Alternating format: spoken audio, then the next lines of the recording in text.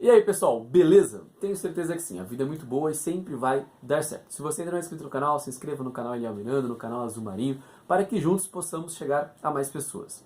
Hoje eu vou dar uma demonstração para vocês do que são aqueles áudios com aula que eu envio nos grupos de estudo que tenho criado da parte específica.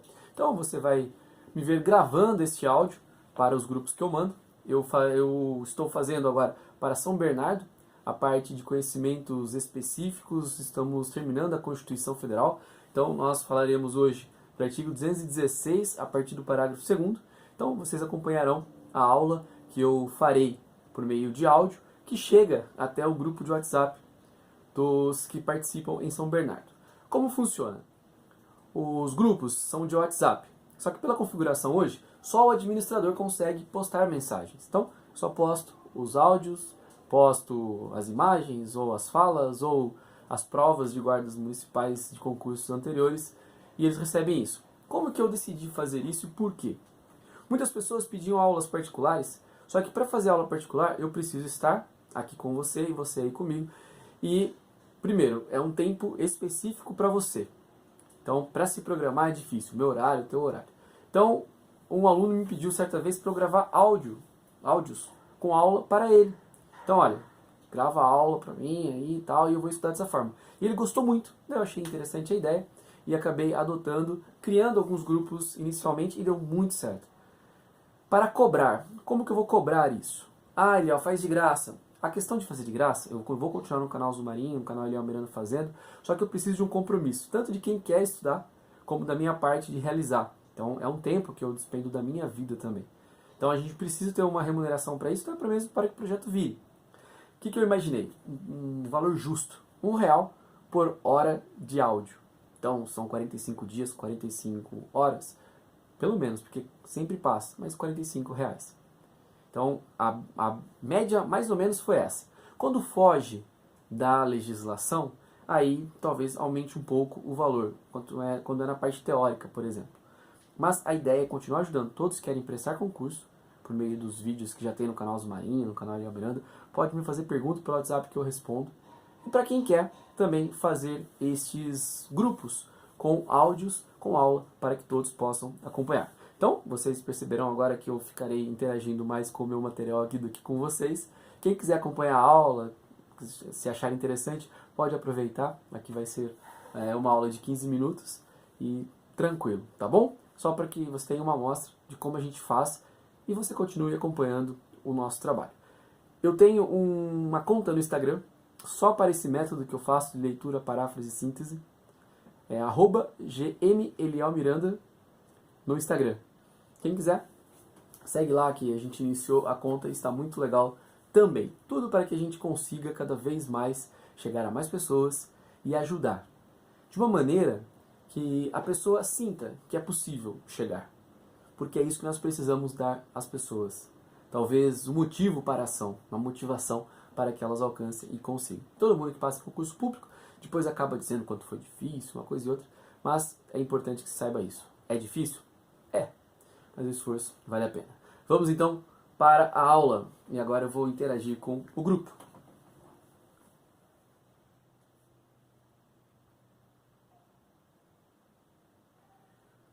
Constituição Federal, parágrafo 2º do artigo 216 e também artigo 217 da Constituição Federal.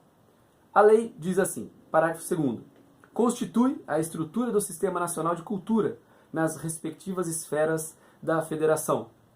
Então, aqui está traçando o Sistema Nacional de Cultura e dizendo quem vai compor o Sistema Nacional de Cultura.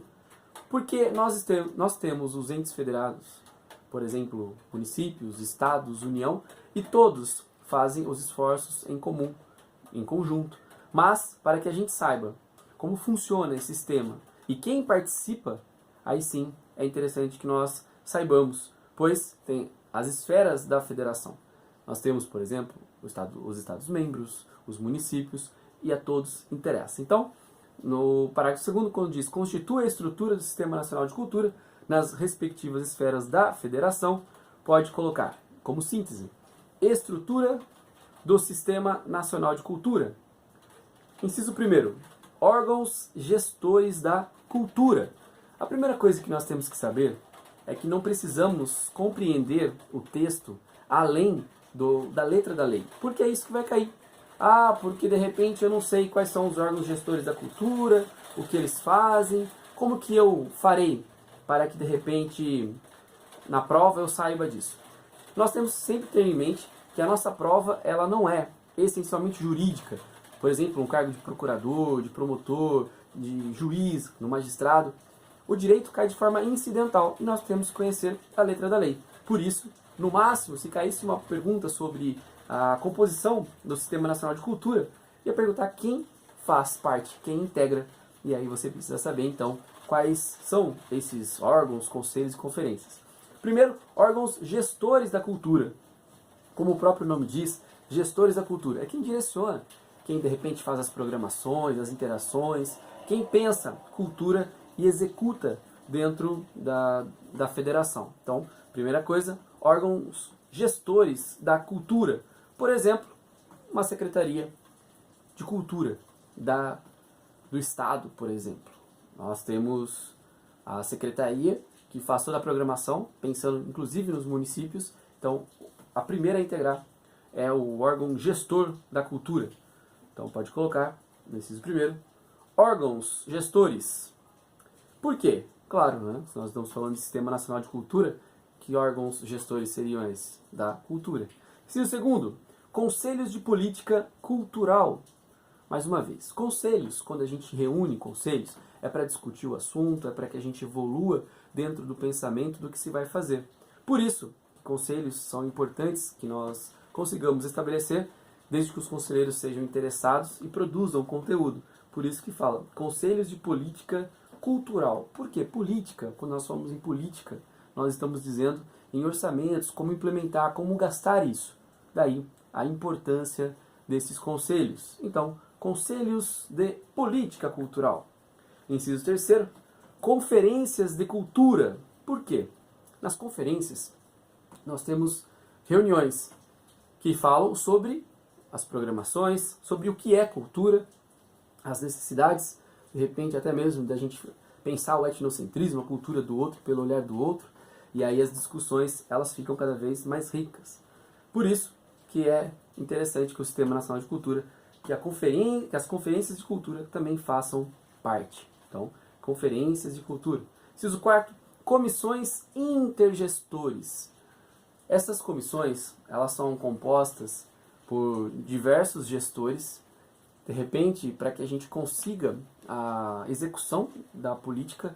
Quando a gente fala comissão intergestores, nós estamos falando, de repente, de várias áreas, não só afetas à cultura, mas que nós tenhamos o viés cultural para que a execução aconteça. Tudo demanda verba, tudo demanda, de repente, a energia do governo. Por isso, esses órgãos intergestores de cultura é importantíssimo. No inciso 4º, comissões intergestores. Pensando em comissão, sempre na reunião daqueles que vão decidir algo. Por isso, a importância destas composições de comissões. Comissões intergestores. 5. Planos de cultura. Por quê? Se nós não temos um planejamento, nós não sabemos o que fazer, de onde saímos para onde vamos. Então, falar em cultura é falar algo tão amplo, daí a importância que nós precisamos dar a esses planos de cultura. E olha que você vai percebendo que a coisa é muito lógica, e eu quero que você pense assim na prova. Embora a maioria dos professores de direito não concordam em dizer que o direito é lógico, mas ele é lógico, porque ele parte do pressuposto do homem médio, daquilo que você acha adequado. Às vezes, claro, foge um pouco à regra, mas quase sempre é assim. Nós estamos falando do Sistema Nacional de Cultura. O que é o Sistema Nacional de Cultura? É tudo que compõe a cultura, tudo que vai fazer, de repente, de esforço para que a cultura funcione. Se eu te desse uma prova, só falando isso, quem compõe o Sistema Nacional de Cultura, e você fosse imaginar, espera um pouquinho, tem o Sistema Nacional de Cultura, quem vai compor? E você olhasse pelas alternativas, já seria fácil. Agora imagina lendo, fazendo a leitura, a paráfrase, que é contar com suas próprias palavras aquilo que é, e ainda fazendo assim, vai ficando mais fácil. Por isso que planos de cultura, tranquilamente, imaginados, porque dentro dos estados envolve os municípios, e daí a importância deles. Então, 5, planos de cultura. 6, sistemas de financiamento à cultura. Porque, como nós já falamos anteriormente, não se faz cultura sem verba. O povo precisa de cultura, e nós estamos falando de cultura mais com viés entretenimento. Nós temos outras coisas que também são culturas, e de repente não com viés só de entretenimento. Estou, de repente, trazendo mais para o lado do entretenimento para que fique mais fácil a compreensão. Como eu disse, nossa prova ela não é essencialmente jurídica, ela é incidentalmente jurídica, por isso cai a parte do direito, mas não com uma importância para que nós saibamos o direito no sentido completo e teórico do direito, com julgados, de repente, dos tribunais. Mas quando fala em sistemas de financiamento à cultura, é de onde vai sair o dinheiro. Quem vai pagar a conta? Sistemas de financiamento à cultura. No 7, sistemas de informações e indicadores culturais. Por quê? Nós precisamos saber. Estamos atingindo o público, a população, de repente, aqueles que nós estamos querendo que chegue até nós, estão conseguindo? Por isso que os indicadores culturais são tão importantes. Sistemas de informações e indicadores culturais. 8, inciso 8º, programas de formação na área da cultura e, quando a gente fala em programas de formação na área da cultura e depois o último vai ser sistemas setoriais de cultura, programas de formação na área de cultura. Quando a gente fala em capacitação, em formação, é realmente o pensar culturalmente. Por exemplo, nem todos nós estudamos antropologia, mas antropologia para a cultura está intimamente ligada ao sucesso da cultura, porque a antropologia, o estudo dos povos, verifica justamente como que as coisas elas se concatenam, como que elas se ligam, como que a coisa vai funcionar. Por isso, quando fala sistemas de informações e indicadores culturais, é para que a gente saiba que público está atingindo. E o próximo que nós lemos agora, do programas de formação na área da cultura, é para que a gente consiga cada vez mais compreender como essa cultura vai se desenrolar, inclusive por aqueles que trabalham com cultura. 9, sistemas setoriais de cultura. Por quê? Nós temos diversas, de repente, áreas da cultura, que para nós, às vezes, causa estranheza. Às vezes nós temos uma cultura religiosa, uma cultura, de repente, gastronômica. Nós temos diversas áreas da cultura. E quando a gente fala em sistemas setoriais de cultura, é aqueles que se especializam mais e acabam, claro, conseguindo disseminar mais. Para que a gente goste, é preciso conhecer. E para que a gente conheça, é preciso alguém mostrar. Por isso que os sistemas setoriais de cultura são tão importantes, porque é a divisão da própria cultura. Bem, nós vimos assim, no parágrafo 2º, o que compõe o Sistema Nacional de Cultura. Você não vai decorar tudo isso, porque isso não é interessante que se decore. Se cair uma pergunta dessa da prova, complica, porque seria uma pergunta difícil, mas eu quero que você raciocine juridicamente, porque é dessa forma que você vai evoluindo. Raciocinando juridicamente, as coisas evoluem, dá tudo certo. E como que você vai fazer isso? Você vai, primeiro de tudo, caindo uma questão na prova, você vai raciocinar dentro do conteúdo da prova. Então, caiu uma pergunta sobre Sistema Nacional de Cultura, aí você lembra do seu conteúdo programático. Pô, isso está dentro do direito constitucional. Se você não tiver lido, para você é difícil, porque você vai ter que chutar totalmente. E aí vale a pena raciocinar o que pode compor esse Sistema Nacional de Cultura. Mas, se você tiver lido, vai ficar muito mais fácil lembrar do Sistema Nacional de Cultura. E aí você vai pensando desde do planejamento, do pagamento, quem vai fazer, dos conselhos, quem compõe, dos gestores, e aí vai ficando muito fácil, tranquilo. Porque a vida é muito boa e sempre vai dar certo. Parágrafo 3º, Lei Federal disporá sobre a regulamentação do Sistema Nacional de Cultura, bem como de sua articulação com os demais sistemas nacionais ou políticas setoriais de governo. Então, no parágrafo 3º, nós temos que uma lei federal vai falar sobre a regulamentação desse sistema. E o importante é que nós tenhamos essa articulação, né, desse Sistema Nacional de Cultura com os demais sistemas nacionais ou políticas setoriais de governo. Por quê? Vou falar em cultura, estou falando em administração, estou falando em Ministério da Fazenda, porque vai dinheiro. Então, no parágrafo 3º, está dizendo aqui como síntese, pode colocar, Lei Federal regulamentará o Sistema Nacional de Cultura. Parágrafo 4º. Os estados, o Distrito Federal e os municípios organizarão seus respectivos sistemas de cultura em leis próprias. Olha que interessante. Os entes federados, os estados-membros, o Distrito Federal e os municípios organizarão seus respectivos sistemas de cultura em leis próprias. O que está dizendo? Municípios legislem sobre cultura, falem sobre cultura, a fim de que nós consigamos atingir o fim objetivado.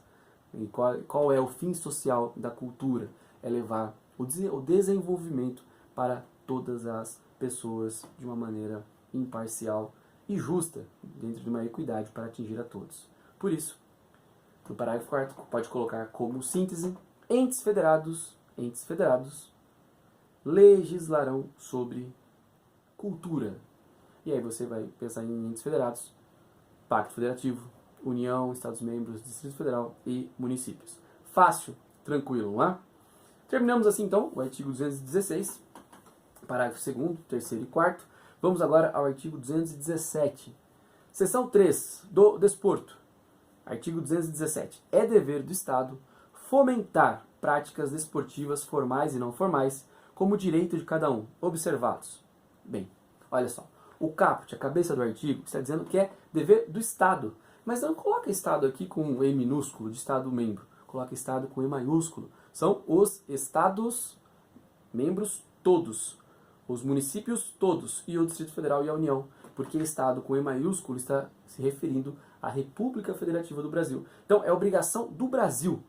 Quando fala fomentar, é instigar, é incrementar, é dar possibilidade, é incentivar práticas desportivas. Quando fala em formais e não formais, como direito de cada um, está dizendo desde, de repente, do futebol amador lá no campinho, até mesmo ao futebol profissional. Está dizendo, quando fala em formais e não formais, até mesmo aqueles estabelecidos dentro da legislação, de repente com regras próprias, como aqueles pensados e imaginados por uma comunidade. Então, tudo o que nós precisamos é que o Estado, enquanto República Federativa do Brasil, incentive a prática desportiva. E a síntese do artigo 217 é justamente essa. É dever da República Federativa do Brasil incentivar a prática desportiva. E aí vem, observados, e agora nós teremos os incisos. Inciso primeiro, a autonomia das entidades desportivas, dirigentes e associações quanto à sua organização e funcionamento. Quando fala a autonomia das entidades desportivas, é para que elas consigam fazer a autogestão, se organizarem, traçarem seus planejamentos. Então, primeira coisa, a autonomia das entidades. 2. A destinação de recursos públicos para a promoção prioritária do desporto educacional, e, em casos específicos, para a do desporto de alto rendimento. Então, destinação de recursos públicos. Pode colocar recursos públicos para quê? Tanto desporto educacional quanto de alto rendimento. Então, pode colocar recursos públicos para desporto educacional e de alto rendimento. De repente, participar de competições e também para os que estão dentro da escola ter conhecimento e se desenvolver, que é o mais importante. Inciso terceiro, o tratamento diferenciado para o desporto profissional e o não profissional. Tratamento diferenciado. Por quê? Quando a gente fala em igualdade, para atingir a igualdade, precisa tratar os iguais de forma igual e os desiguais de forma desigual na medida das suas desigualdades. Por isso, claro, o tratamento diferenciado para o desporto profissional e o não profissional. Tranquilo? Fácil. Como tudo no direito, né? O direito é muito fácil, a língua portuguesa. Inciso quarto, a proteção e o incentivo às manifestações desportivas de criação nacional. A proteção e o incentivo às manifestações desportivas de criação nacional. Incentivar. Incentivar que nós tenhamos as manifestações desportivas. Parágrafo 1º. O Poder Judiciário só admitirá ações relativas à disciplina e às competições desportivas após esgotarem-se as instâncias da Justiça Desportiva, regulada em lei. Ou seja, tudo primeiro se discute na Justiça Desportiva para depois ir para a Justiça Comum. Parágrafo 2º. A Justiça Desportiva terá o prazo máximo de 60 dias, contados da instauração do processo, para proferir decisão final. Porque não é só o fato de ser especializada como justiça, nós vamos se esquecer do prazo. Então, tem o prazo máximo de 60 dias para decidir sobre as questões que lhe são apresentadas. Parágrafo 3º. O poder público incentivará o lazer como forma de promoção social. Então, o poder público, tracinho, lazer, tracinho, promoção social. E terminamos assim o artigo 217 e também o artigo 216, parágrafo 2º e 3º, e também o 4º e o artigo 217, terminando esta parte do direito constitucional. Quero lembrar você que eu acredito muito no seu potencial e acredito que, acima de tudo, há um propósito para que você queira o que quer. Por isso, vale a pena investir. Tudo que nós fazemos é preciso fazer com energia, com amor, para que vale a pena. Se algo merece ser feito, merece ser bem feito. E eu acredito muito no seu potencial e espero que você também acredite. E lembre-se, não há dificuldade. Então somente há etapas e não obstáculos. Lembre-se sempre, a vida é muito boa e sempre vai dar certo. Até o próximo áudio. Bem, vocês acabaram de assistir aqui comigo o vídeo de eu gravando um áudio aula para o pessoal de São Bernardo, que está no grupo de São Bernardo. E a ideia, gente, é colaborar, é ajudar mesmo. Não quero de jeito nenhum fazer algo que eu não acredito. Eu acredito nisso e acho que nós podemos evoluir juntos. Tenho criado grupos de diversas guardas municipais, criei de Jataí, São Bernardo, criei também de Indaiatuba, Cairu, agora tem Patos, Paraíba, que vai começar, Guareí também, e nós teremos agora Feira de Santana e também para a Polícia Militar do Estado de São Paulo na parte específica. Leitura, paráfrase e síntese. Método simples, não é? Espero que você tenha gostado deste vídeo com áudio, aula, e você que é de São Bernardo, que está dentro do grupo, eu agradeço sobremaneira a confiança, a credibilidade, e se vocês quiserem, podem colocar as manifestações aqui nesse vídeo para que a gente tenha as impressões que vocês estão tendo desses áudios que eu tenho feito. Um abraço a todos, fiquem com Deus e lembre-se que a vida é boa demais e sempre vai dar certo. Até o próximo vídeo.